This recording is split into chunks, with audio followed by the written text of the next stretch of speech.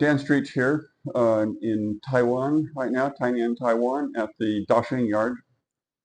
It's May 31st as we record this. This is just a little quickie video. I was walking around the yard, enjoying it as I always do. Some people say the happiest place on earth is Disneyland. Not for me. I'd love to be in any one of our 4 Nordhavn factories. This week I've been at Shing. They build the 68, the 76, and our new 71. I'm here with the buyers of 6845, Christoph and Sandra, a German couple, lovely people, here to see their boat for the first time. It's under construction, and it's been a lot of fun because additionally, Gordon Turner, the owner of 6849 due north, was here along with Philip Roach from our NEL England office, and Gordon was here because Christoph and Gordon became friends in the process of Christoph making a decision to buy the boat. As those of you who have followed Nordhavn's on the internet will know that 6839, located in Scotland, is a 68 aft pilot house boat without a flybridge, and it was a bit controversial when we first did it. It turned out to be a gorgeous boat, and Christoph decided he wanted to do the same thing with his hull number 45.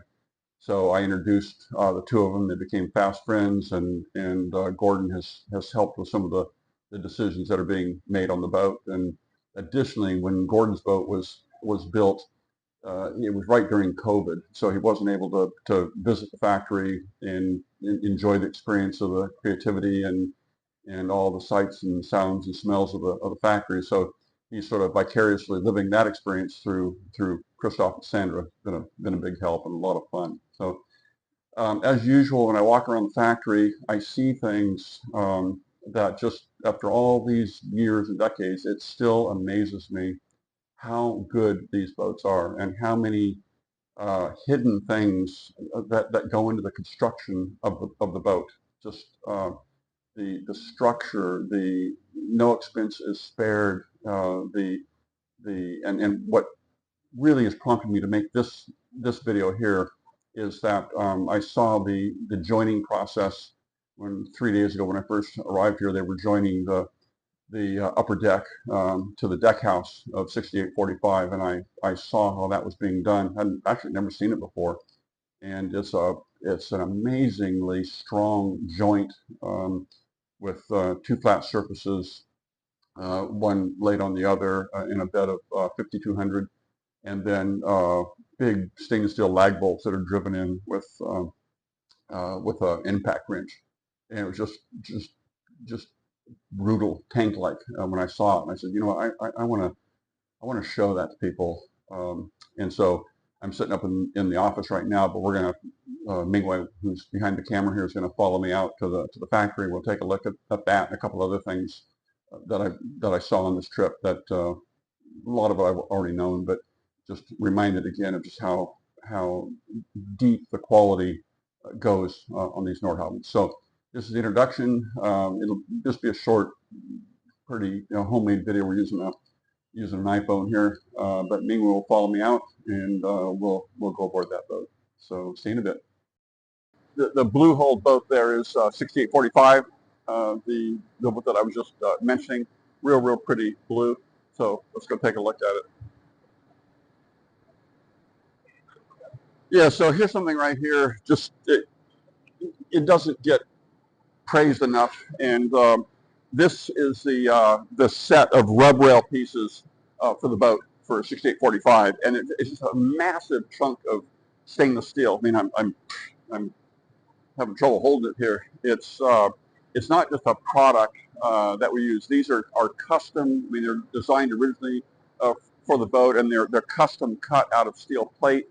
It's probably 5/16 of an inch thick here. Just a brutal piece of stainless steel.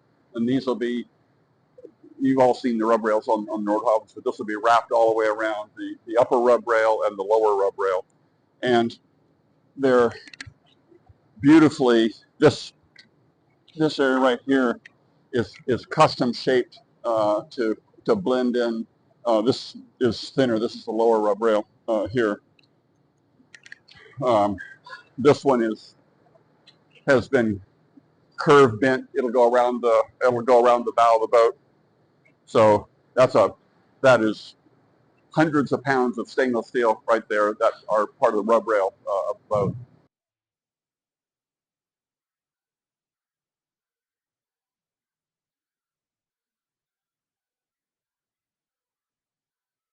Yeah, so here's a big old chunk of stainless steel right here.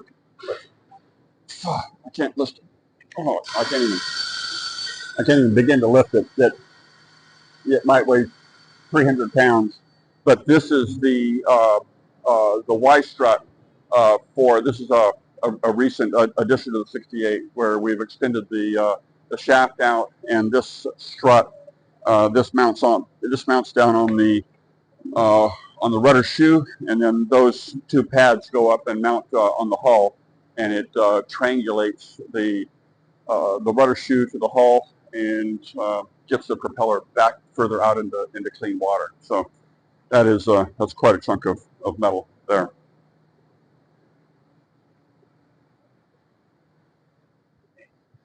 This is that strut piece that I just showed you will bolt in here. It's already got the holes on for the vertical bottom piece, and then the cutlass bearing stabilizes this, and the two pads come out. They've actually got it already drawn out here, and so that'll be installed in the next 10 days or so on this boat, and it ties this big heavy rudder shoe in with the hole and triangulates it. The rudder obviously will go in here. This nose piece right here is held in with bolts. If you ever need to drop the rudder, you'll unbolt this. You don't have to, this big stainless steel shoe is rooted in and hopefully will never be removed. But if you've got to drop the rudder, you unbolt this, drop this nose away, and the rudder will drop down. This is the hose pipe set for 6845, yet to be installed, but it's all here wrapped up and ready to go. And this is one of the curved ones for the back. They're so pretty. They're just like little jewels. And this is probably 30 pounds that I'm holding here. Big chunk of stainless steel.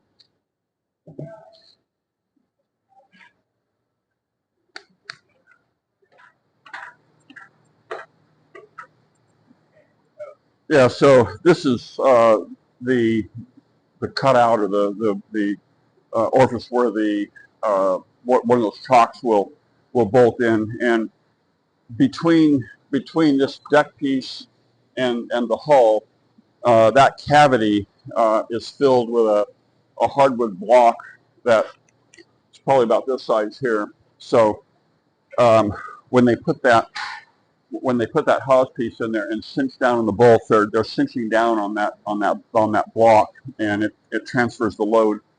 Because some people will be towing or who knows what stresses will be on there, but that block transfers the load out.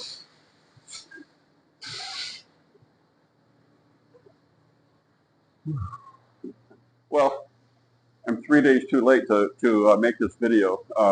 I think Mingwei behind the camera here has some photos of the day that this is being done.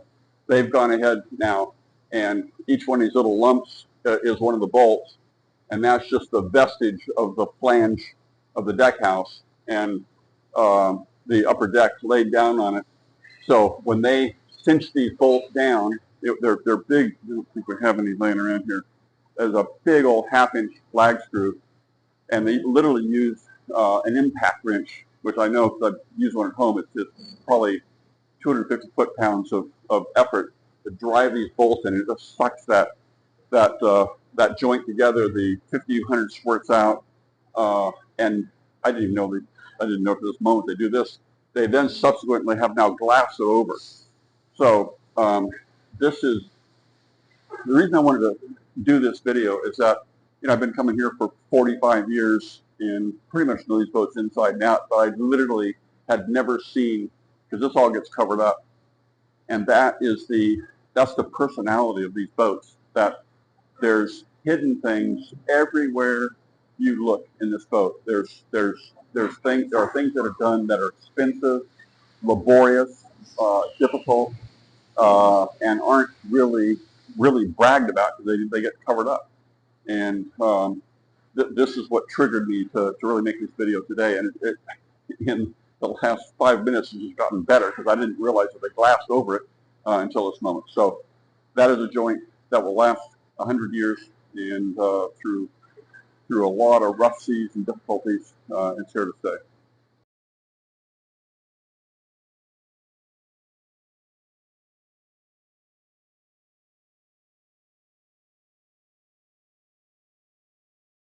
Yeah, so ladies and gentlemen, I dug into some boxes, and this is the lag screw that I was talking about on the inside that they drive up into bolting that upper deck and the deck house together. Now out here, this hull to deck joint, the hull comes up and has this flange here, and then a vertical surface, and we call this the shoebox hull to deck joint. The first, I think the 62 and the 46 had horizontal hull to deck joints. We went over to the shoebox system, well, many years ago. So this is a precision fit of the deck onto the hull in a bed of 5200, and then on these centers, you can see it right here. It's bolted with these bolts right here, bolted through. There's at different parts along the hull, there's longer bolts sometimes are needed, both a backing plate, and that's cinched down.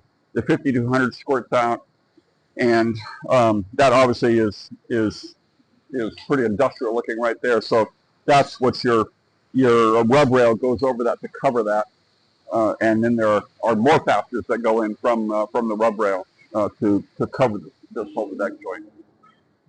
And then it's also, like we saw inside, this is also then glassed over inside to cover all that up and to make it extra strong.